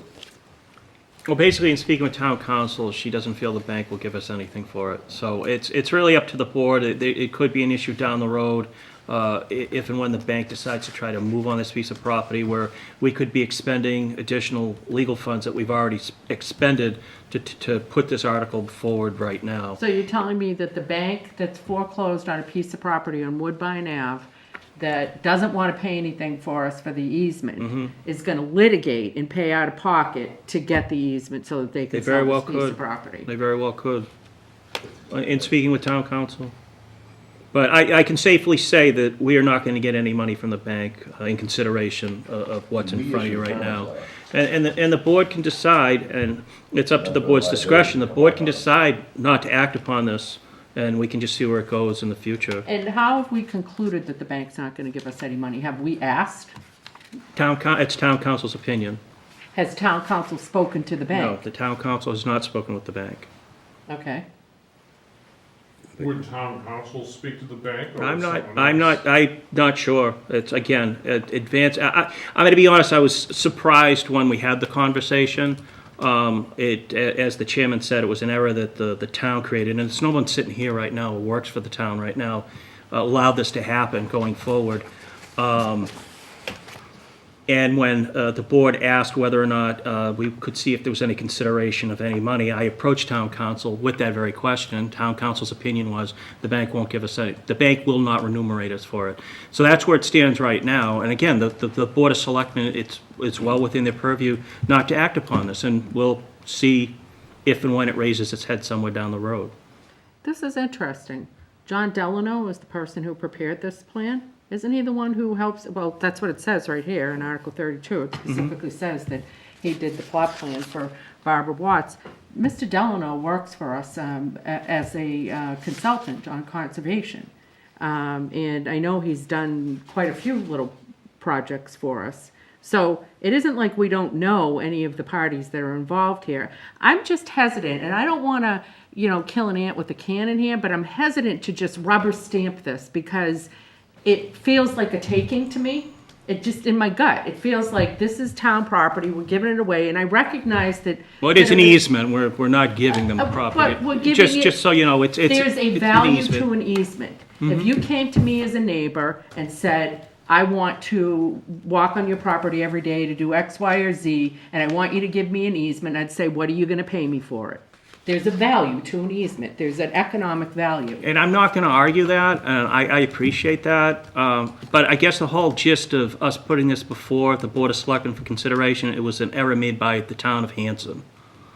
These particular That's people the either part were that we not, need to key they on. were either not told that they couldn't do this, or they were told they could do it. And they acted upon information that was erroneous from the town of Hanson. And I would hope that going forward, and to your point, Laura, I would hope that going forward, we wouldn't make these mistakes again. I would truly expect these mistakes not to occur, in line with your concern about setting precedent. But how do we know that the mistake was because of something we did? It wasn't because of the plot plan that was created.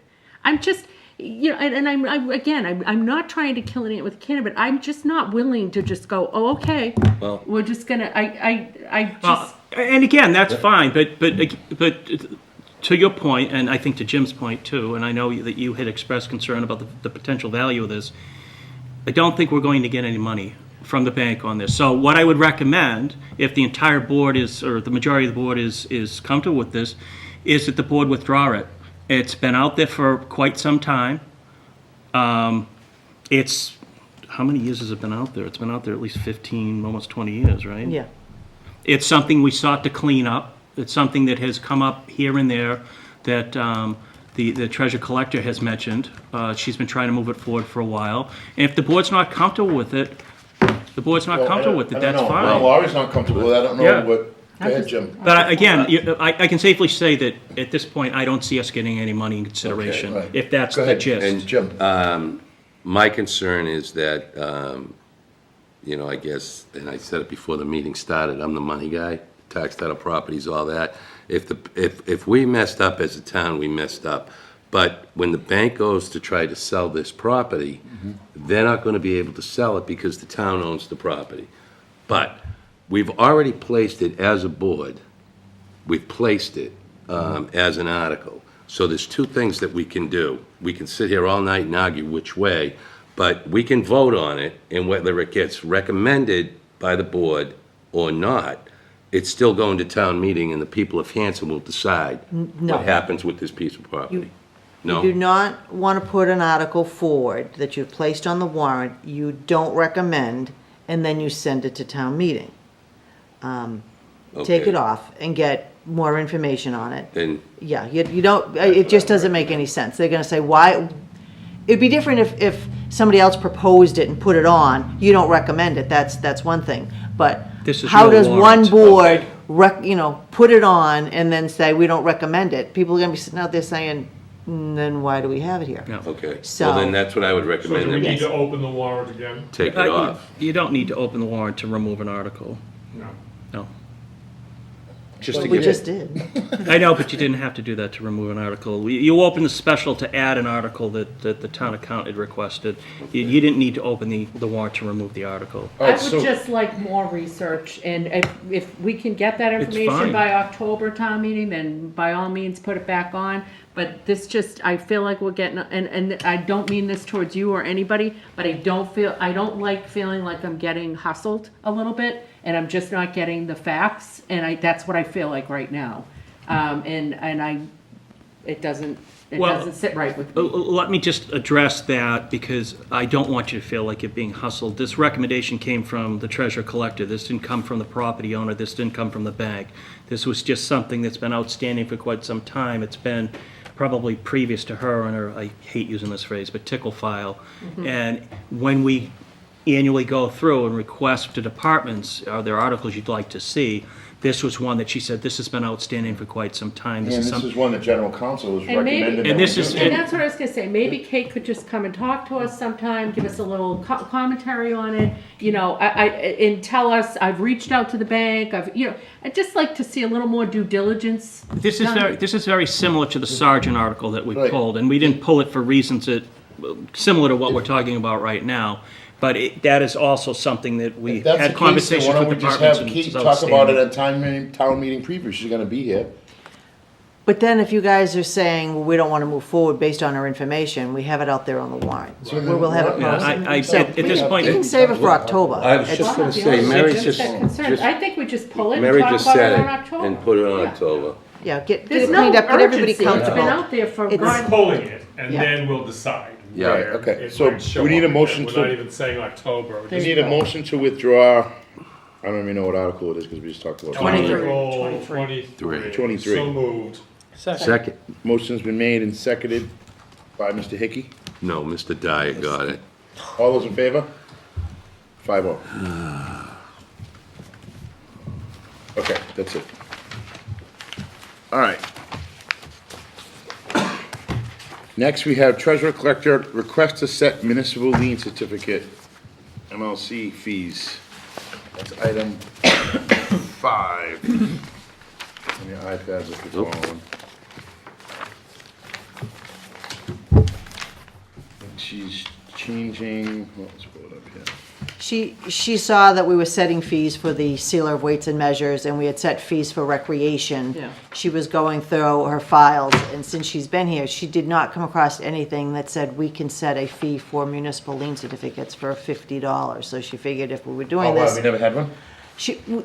The board may have voted it before, but she doesn't have anything in her files to do it, so she said she would just feel more comfortable if the board would Yeah, vote no, to set the absolutely. fee for municipal lien. It's the amount that we've been charging since she's been here, and it's, Right, so when Yeah. someone, when. So we're just codifying it. You exactly. guys know what an MLC is, Yep. So somebody buys a house, they confirm that they've paid, their taxes, their water, and everything to the town before the property's transferred. So I'm looking for a motion to approve the $50 charge for the municipal lien certificates. So moved. Second. Motion's made and seconded. All those in favor? 5-0. Okay, accept donations. That's item 6. If you're following, Kim and Carolyn Travers, $100 fire gift account.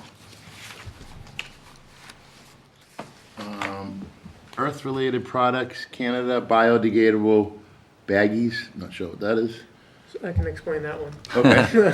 Thank you, Matt. So in my efforts for the plastic bag ban and polystyrene ban, I've been soliciting companies to help the town of Hanson transition into a plastic bagless world.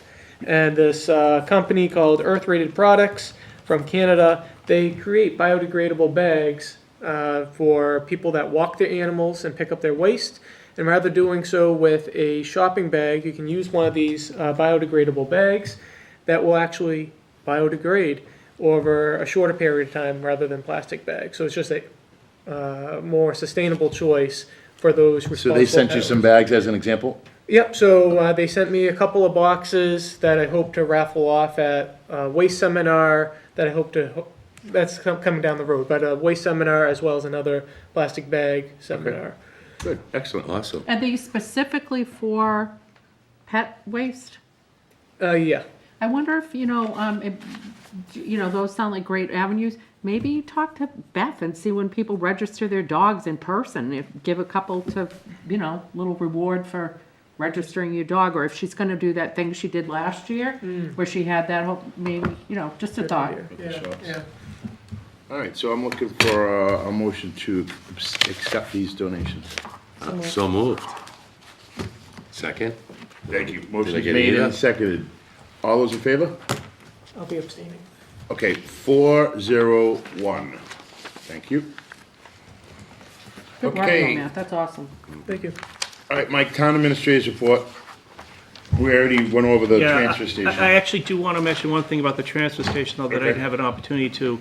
It just so happened, earlier today, Deb Petty, our town planner, who also, as you're well aware, has also assumed the role of looking for grants as well as economic development. She sat in on a webinar for potential grant opportunities in regards to transfer stations. So we're hopeful that she might be able to help us out through, a one-time grant to try to move forward the issue. So it's as recent as a conversation that Mary and I had with her a couple hours ago. I just wanted to throw that out there, that not only are we looking at other things in terms of trying to deal with the transfer station issue, but Deb has, since she came on full-time, which was 5 minutes ago it seems, she is just, gangbusters. She's a sharp lady. She is a very sharp lady. So, my report, as was mentioned a bit earlier, Selectman Blouse, myself, and Deb went to Hingham this morning, where we were officially awarded the wonderful large check that's behind me right now. It was a very nice ceremony. I did want to, I wasn't sure whether or not we were going to have an opportunity to speak at that meeting. We were not asked, which was fine. However, had I been asked, and I would have said it now anyway, but I would have said it there, as Wes alluded to, and as I will freely admit, that the real work that was done in terms of getting us designated as a green community, it really started with Laurie Muncy back when she was the town planner several years ago, and really carried to fruition with Deb Petty and Lisa Sullivan, who has worked tirelessly for us at OCPC, and she was there as well. But I think it's also, and she's going to kick me under the table, but Mary also has an awful lot to do with this, because she's talking and coordinating and making sure that people are in contact and deadlines are met and information goes back and forth. So it really is those four people that really were able to bring this home for us. So it's important to recognize people when recognition is so due. So And it was a nice event, and as Matt, I think, just showed, we got a couple of nice signs out of it that I will have, I'll have the highway put up in appropriate places. Where will they put them up? How do they determine? You generally, you put those up as you're approaching town at the Okay. borders. So that's where, nine times out of 10, I see those sorts of things. Let's see, last Friday, we were very pleased to host the second, at least our second Watershed Action Alliance conference at Camp Kewanee. We were recognized as a sponsor because of what we had done in terms of working with the rental fee. It was an all-day event, extremely well received, well attended. I gave some opening remarks, although I actually thought that it started at, I thought that it started at 9, it started at 8, so my remarks weren't opening remarks, they were at the break. However, they again expressed their thanks for our support. I'm hoping that this will be a not annual, but biannual, semi-annual, I always mix those words up, event. They're very happy. It's great exposure for the facility to people that go out and speak within the community, within the region, about how nice a venue we have there. So I wanted to mention, and I'm not going to mention a name because I've just reached out and we're having a conversation about finalizing things. But the Recreation Commission last night voted to make an offer for the rec director position to a gentleman. I'm trying to contact him and finalize everything. Once that is all finalized, I will ask him to come and speak before the board and do an introduction. We're very excited about the prospect of bringing this gentleman on to our team. But more to come once I get everything finalized. And the Recreation Commission is excited about this person? Oh, very much so. Okay. Oh, very much so. So it's universally. Yeah, Matt was in attendance, and Yeah. we're all very excited about. I gave my recommendation per the Town Administrators Act, and my recommendation was Right. for this gentleman as well, and everyone agreed. So we move forward, hopefully very positively. On the 26th of April, and I may have mentioned this, I'm pretty sure I've mentioned this before, we will be holding an Arbor Day event at the library. National Grid has agreed. Dave Hanlon has been very instrumental with me in talking with National Grid. We'll be planting 3 trees at the library to replace one that had already been removed, and 2 that are apparently on their way out. I have given an invitation to the schools to attend a couple of classes. The superintendent has got back to me, thinks it's a wonderful idea, so it obviously will be during the school day. It will be walking distance from Indian Head, so hopefully we'll have not only a couple of classes in attendance, but members of the public as well. What time is that, Mike? I'm planning for 10 o'clock in the morning on Friday. Are you going to post that, Mary, just in case? Sure. Okay. So as everyone knows, that's really one of my pet projects. This is sort of jumping into the Plymouth County Hospital report that would come at the end of the meeting. However, there was a meeting last week in which we have decided to seek a different consultant moving forward with the design of what we hope to put up there, the park.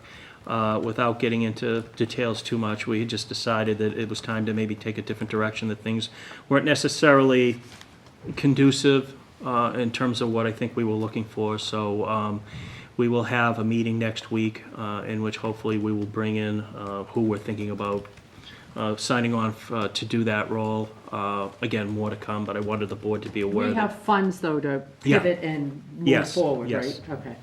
Yes, and in all honesty, that's one of the additional reasons that I wanted to have that additional $10,000 for the coming fiscal year, in case we get into conversations and we move in a direction with a new consultant, and they make recommendations above and beyond what we have budgeted right now. Right. But again, not to beat a dead horse, but anything like that will come back before this board for approval before we execute or move forward with any expenditures out of that particular pot of money. I did attend the key ceremony for the veteran on April the 2nd up on State Street. I was flabbergasted at the attendance. I hadn't planned on speaking. I don't think anyone from town planned on speaking. We planned on just being there to show our support. They didn't need us to speak. There were so many people there. I want to say there was at least 100 people there. I was astounded at the support. And a lot of the support came from the trade unions, but because they had donated material and time to help not only with the original project, but to make the repairs of the unfortunate vandalism that had taken place.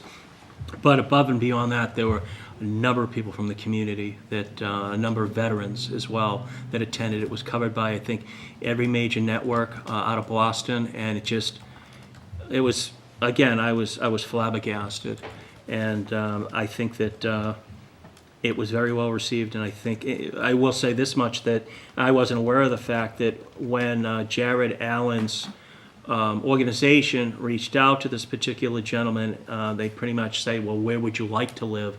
He wanted to live in Hanson. He wasn't from Hanson. He wanted to live in Hanson. So he picked our community, which I think above and beyond, and I didn't even know that until that day. So it's just, it's great. They're a welcome addition to our community. Selectman Hickey and I met last week with the town administrator from Pembroke and two of his people. I think Jim and I may have mentioned this previously, quite some time ago, that we had a conversation with them in regards to Oldham Pond, and at least our feeling that the town of Hanson should contribute appropriately the portion of what we probably owe to them in terms of the cleanups or the treatments that take place there. And it's generally determined that about 1/5 of that pond is within Hanson. So Jim and I had a discussion. They're going to move forward with the next round of treatment. A fifth of that round of treatment would be approximately $9,600. And it actually, to Mary's credit, and both Jim and I actually forgot, but we were going to approach the board and ask whether or not we could put that in the supplemental budget or somewhere going forward. We do have about $14,000 that has been out there for quite some time in an article, so we can cover this amount going, for this particular payment. We don't necessarily need to budget that into the coming fiscal year because it will overlap into the coming fiscal year, but more than likely the next fiscal year, 2021, we will probably seek to put that in as a permanent line item within the We asked budget. Cutler to get us some money for that? He's gotten money for pond cleanup. For this pond here, yeah, we could see if Josh could do something like that. Since he is Pembroke as well as Hanson. Yeah. And this has been something that we haven't been paying our fair share for quite a while. I'm surprised they haven't asked us to. They haven't. We haven't heard from them No, or anything. and, yeah, Because Halifax does when one wants it, don't they? yeah. Yeah. And it's a committee of Mike and I, and it's been working out pretty Yeah, well. well. The only thing I have left, or what I will conclude with, is pretty much all morning Friday, Deb and I drove around town with Frank Mahady. If you recall, that's the gentleman that we have retained to do the economic development study. And we spent quite some time driving around pretty much everywhere in the town of Hanson to give him an idea of the lay of the land from what I believe I'm aware of, what I believe the selectmen have conveyed to me. It was also good to have Deb with me because Deb brought up a few things, but Deb also was able to see some things perhaps she hadn't seen in her short full-time position here. But I have given him the names and numbers of several different community members that he will be reaching out to, if he hasn't already, to include the Board of Selectmen. I'm not sure if he's reached out to you guys or not yet, but that is, if he hasn't, that is, that's in the works right now. So it was actually a very productive morning, showing him all of that and being able to have long discussions about where hopefully we see the future of some of these places, with particular emphasis, as you're all aware, on the old Ocean Spray building and Main Street in South Hanson. So, and I believe that's it, sir. Okay, thanks, Mike. All right, next, approved minutes. I'm looking for a motion to approve the minutes for January 29, 2019. So moved. Second. Motion's made and seconded.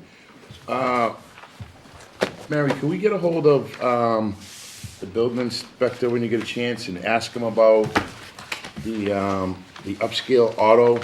Yes. 169A Franklin Street? Because we gave him 45 days on that 29th, and it just passed us, just to see how they're doing or whether or not we need to bring that guy back in. Good point, but that, did Mike just leave? No, okay.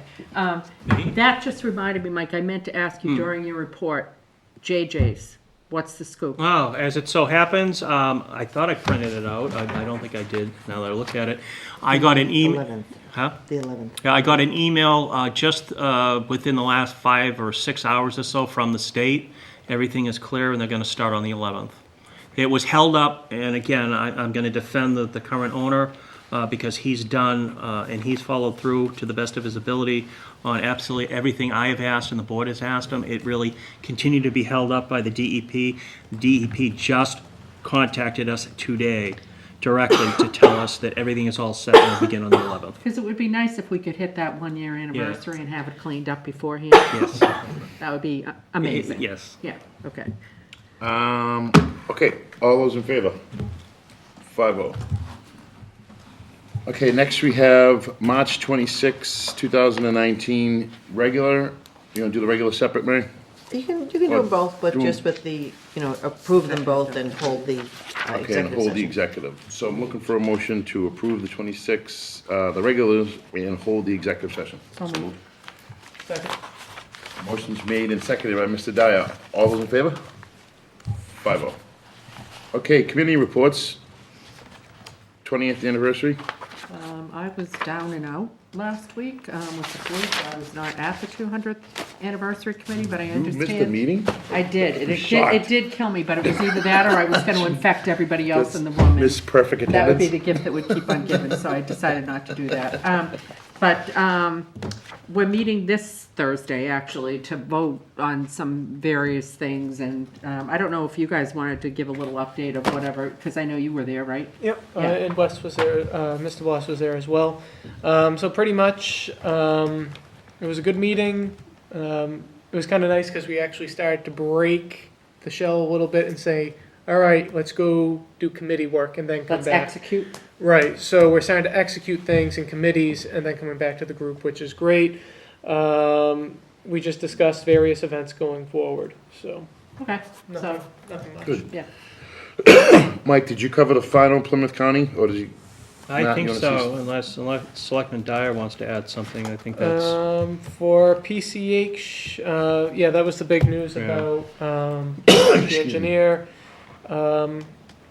And we were just talking about possible grants as well as the future past making the park. Who's going to hopefully, we started that conversation, and that's going Be to in be a charge. much wider discussion in the town of who's going to be in charge, who's going to be maintaining it, and Maintaining, that's a big thing.